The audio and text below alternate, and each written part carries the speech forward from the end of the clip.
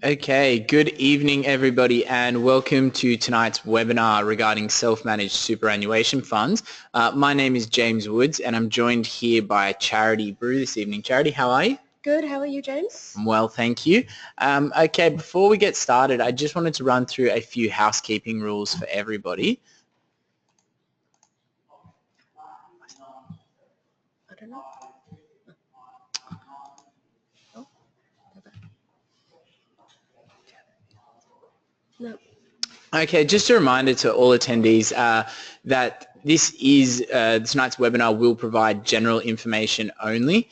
So it does not take into account your individual objectives, your financial situations or needs. Accordingly, you should consider the appropriateness of information.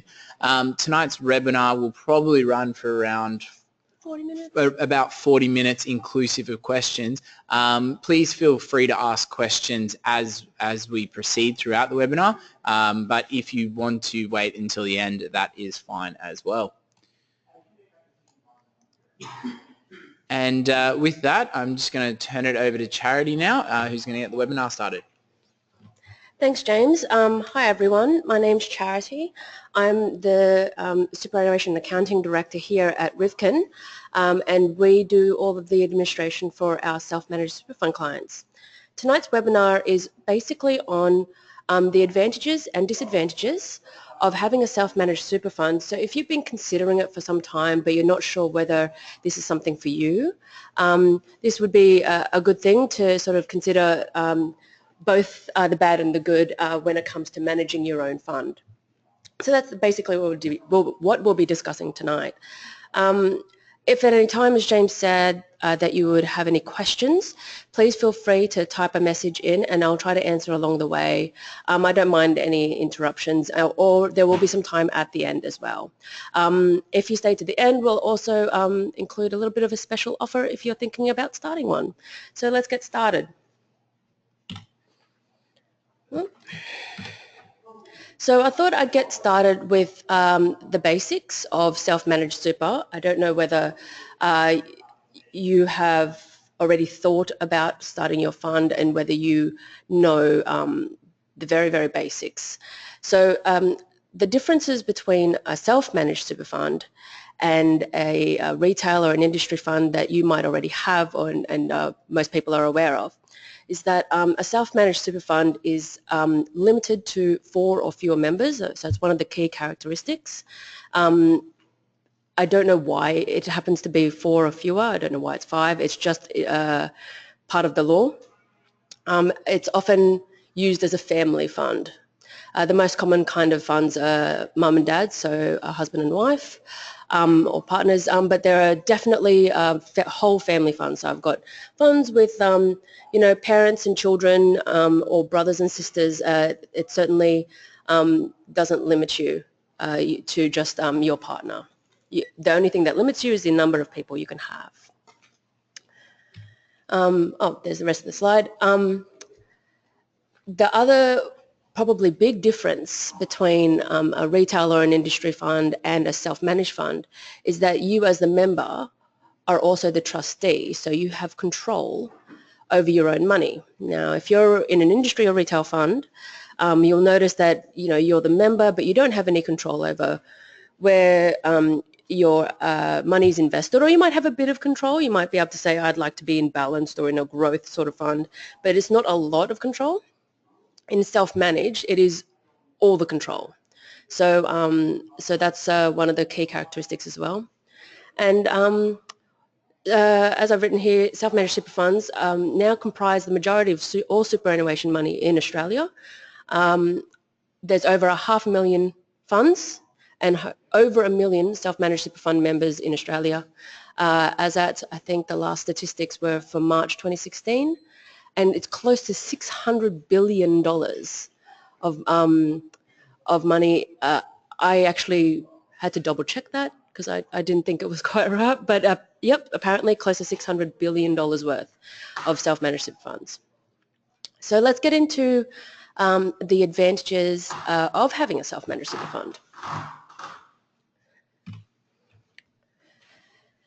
So firstly, as I mentioned, the key advantage of having a self-managed super fund is the control and flexibility that you have.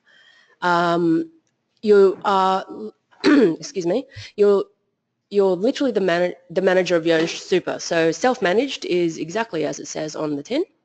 You manage your own, it's self-managed. Flexibility, when I mention flexibility, I sort of I'm referring to the ability to invest in a wider range of investments. So direct real estate is something that is quite popular in self-managed super. Because it's not something that people can do in industry or retail funds. So you can do that. You can borrow as well in order to invest into property. Shares are probably the most common, so we get listed shares. Also foreign investments, options, CFDs. It's just really, really wide range that you can do. I do have some people with like even artwork. Although there are very strict laws surrounding the investment into artwork, gold and other commodities as well. So it's very, very flexible, which I like, and I think a lot of people do like that. One of the other advantages is having access to that lower tax rate and being able to get those franking credits in. So all self-managed super funds, or superannuation, I suppose I could say, the income is taxed at 15%, which is a lot lower than most marginal rates of tax, which after a certain tax-free threshold, it starts at 19%. So already a massive advantage. And if you are starting to pay yourself a pension, somewhere down the line you've retired, it actually becomes 0% rate of tax. So you can't really get any better than that. I think that's fantastic.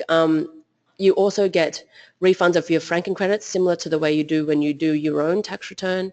If you earn dividends and they're franked, you get them back as a refund. And I feel like that kind of lower tax rate that's available to superannuation, it's really easy to plan for a whole family tax situation. So you can try and, if you contribute to super, you can lower your overall family tax. So since it's self-managed funds that tend to be quite family funds, they are great for that kind of tax planning.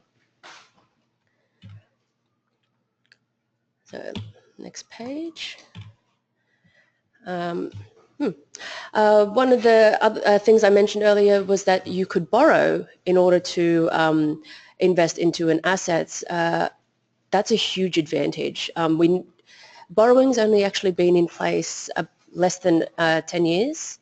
And it's only just really bedding down, I think, that it's taken about more than 5 years to get really good handle on the banks and how they know what they're doing, if we know we're doing the right thing, and even with different things like whether we're allowed to refinance or build on the property and things like that. But now I think it's running quite smoothly, and it's one of the things that the bigger funds don't really get to do. You can gear your super. It's an amazing advantage. Yeah, I've got plenty of clients who are doing it, and certainly as long as you can find a lender, it's quite popular, more popular these days. One of the things I hear, one of the things I hear about starting your own fund is whether I have enough money, and that's a pretty valid question.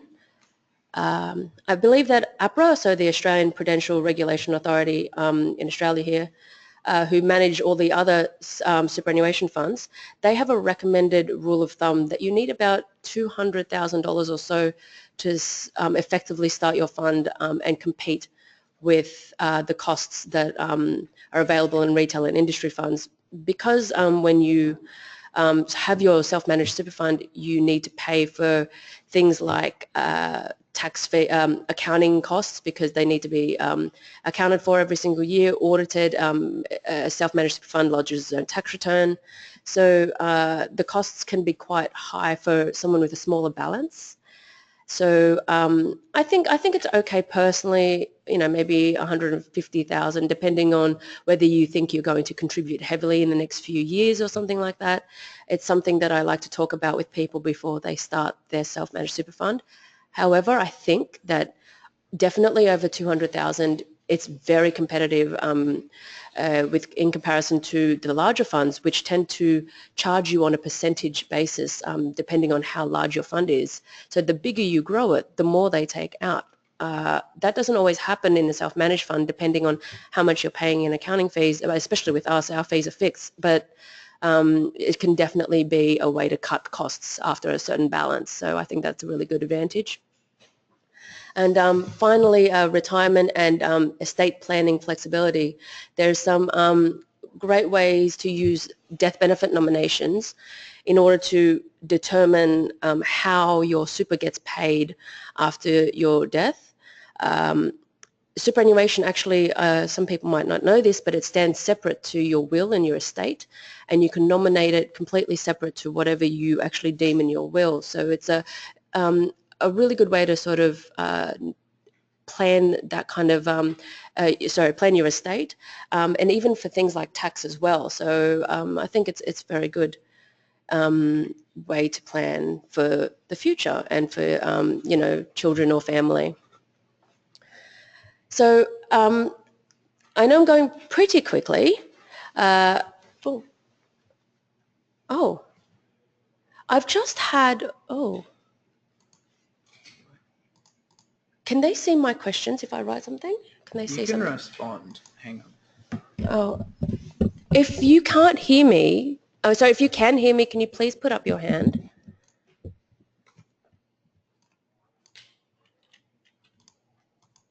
Yeah, start typing. Just be like, hi, can everyone? Yeah. Oh, okay. Okay. Thank you for the people who have raised their hands. If you can't, still can't hear me, I'm really sorry. James? It will be emailed out to you. Oh, loud and clear. Thank you. Okay. Thank you, Peter.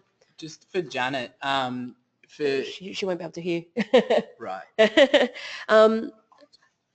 Okay, James, if you can respond to that. I will continue, however. Since we've got to the end of the advantages, does anyone have any questions that I might be able to help with or answer before we move on? I'll just give it a couple of seconds.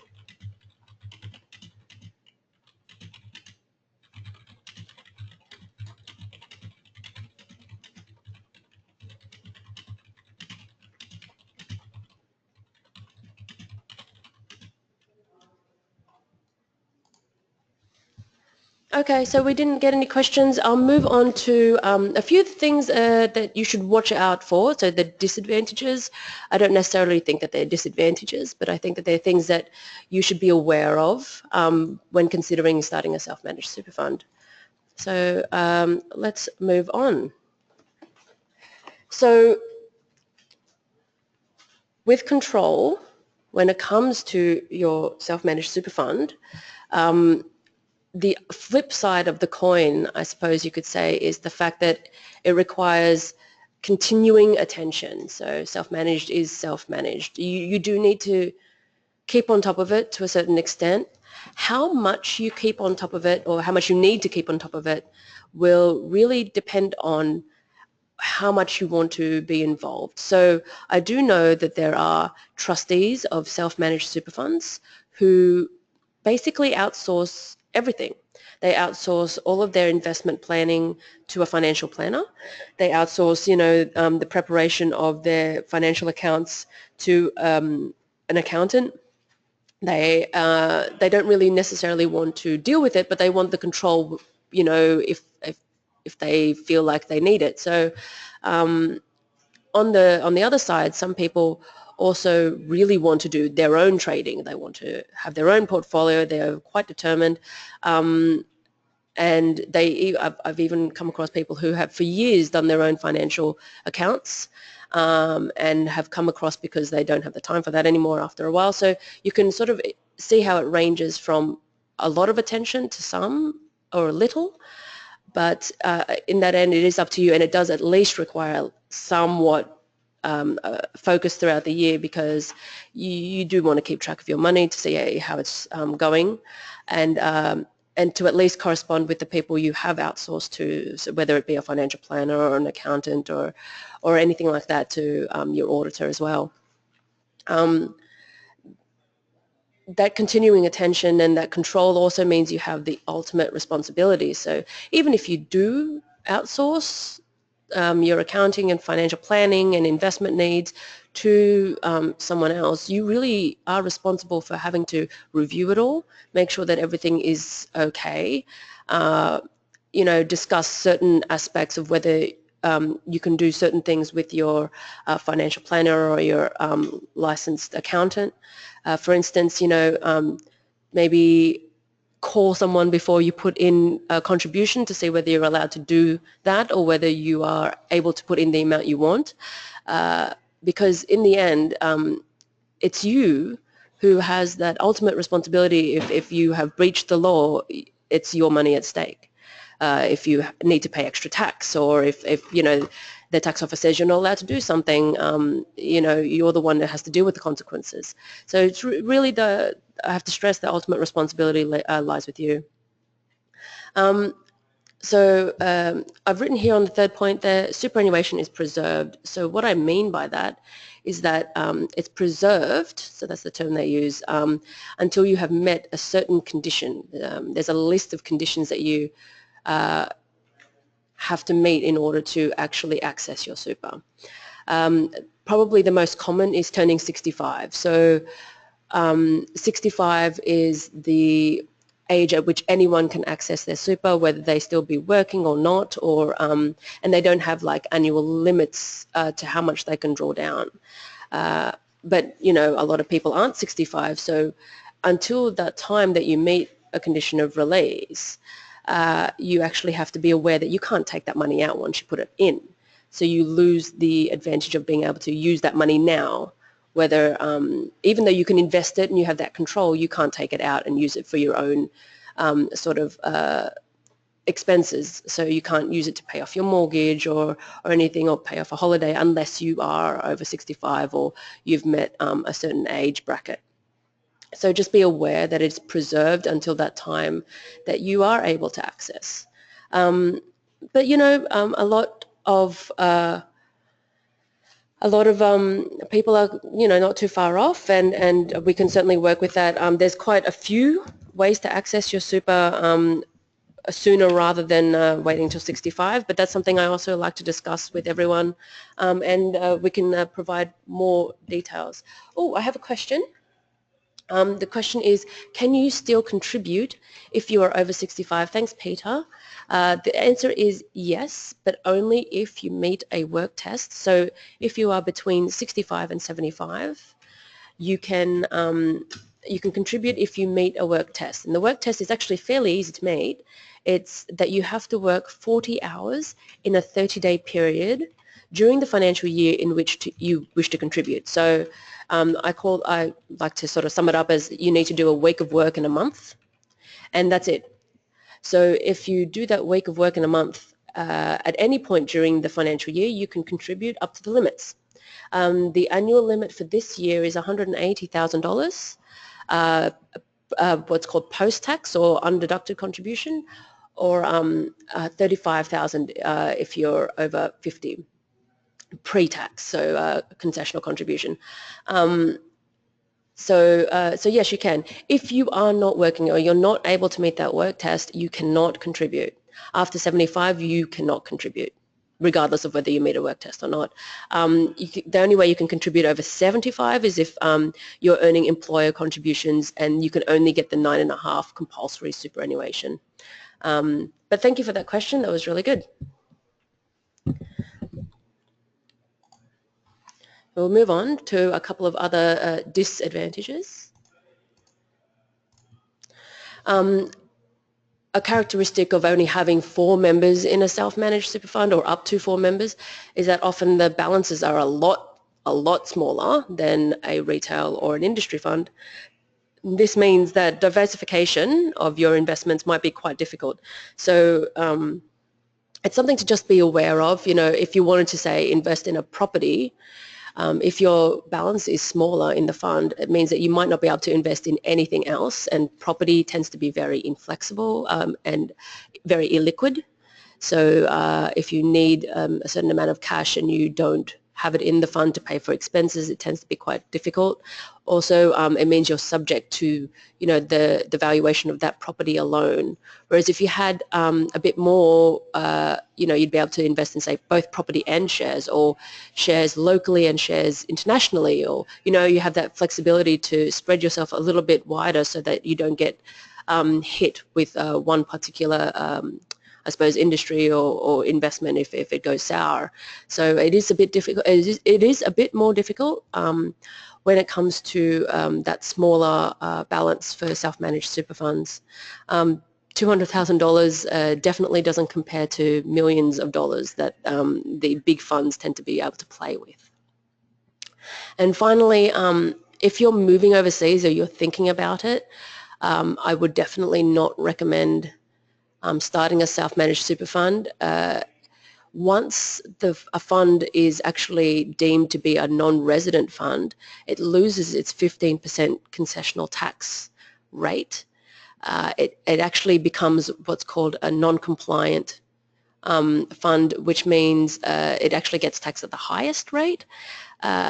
There are ways to get around it if you already have a self-managed super fund and you don't want to, you know, transfer it out. But it's quite difficult, and often when you're overseas anyway, it's a bit harder to manage than when you're at home because things need to be around. But so yeah, something that I personally wouldn't necessarily recommend, but there are ways around it. If the majority members, so they're holding more than 50%, are in Australia and you have one member that's outside, that's fine. The fund will probably still be a resident fund. But if you're, you know, if you're the only member and you're moving overseas and it's for longer than, I think it's a 2-year period, which is the grace period, definitely, you know, reconsider starting a self-managed super fund.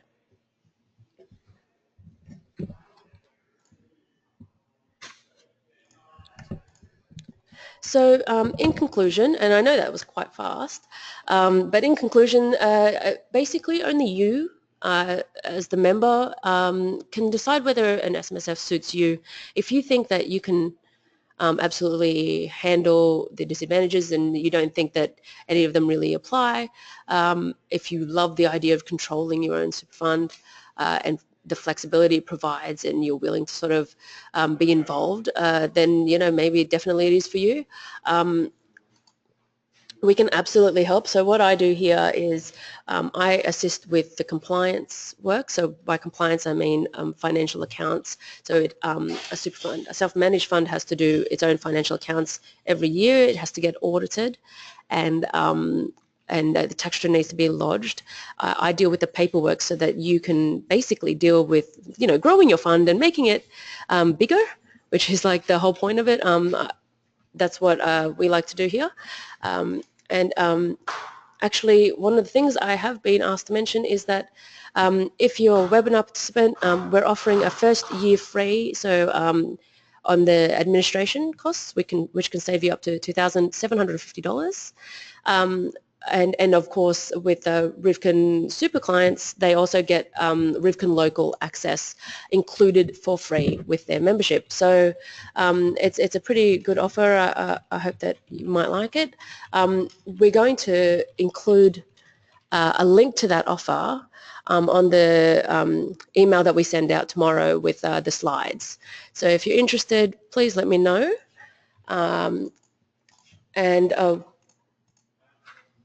There's my contact details right there. Please feel free. I love having a chat and seeing whether you know, you think that you're not sure, and I'm happy to talk it out with you. Please send me an email or give me a call. That's my direct line, so you'll get me, which is pretty exciting. Yes, if you have any questions, this is the time. Please feel free to ask any questions at all. I'm more than happy to answer.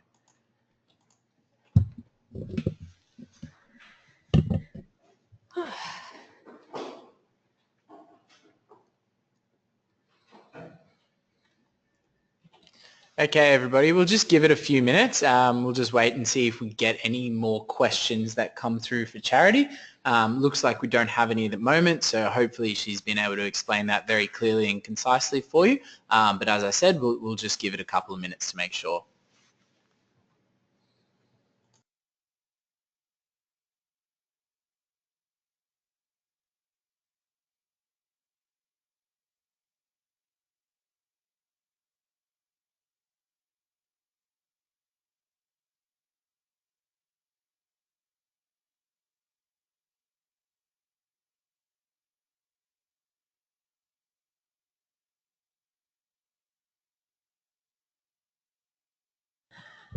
Oh, we got a couple of questions. From Gunther. Hi, Gunther. Thank you for your question. Is there any way to borrow from the SMSF? That's a really good question. The answer is no. Sorry to burst your bubble.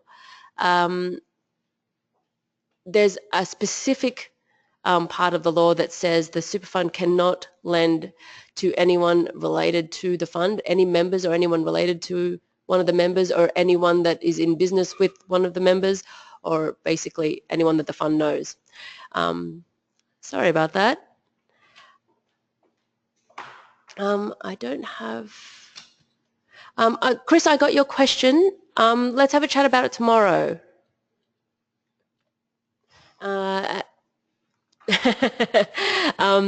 Otherwise, that's it. I didn't get any other questions. Should we wrap it up? Yeah.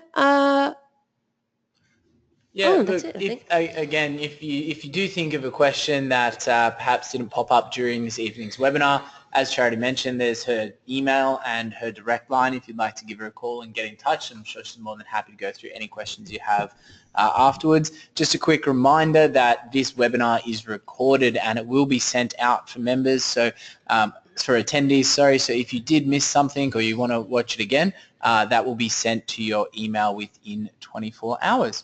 Wonderful. And other than that, thank you for attending the evening, and have a good night. Oh, I do have one more question. Do you think we can fit it in? Yes. Yes, oh good. Can a person who made contributions withdraw them? Hi, Craig. Thank you for your question. I'll answer it just before we finish up. The answer is generally no. And that's one of the disadvantages I discussed earlier, that superannuation is preserved. So once you put it in, unless you meet one of those conditions of being able to release it, so if you are already over 65, for instance, you would not be able to then withdraw them. You have to wait. So, but great question. Thank you for asking it. We don't have any further questions, so once again, thanks everyone for attending. We hope to see you for the next webinar, and thanks for attending tonight. Cheers.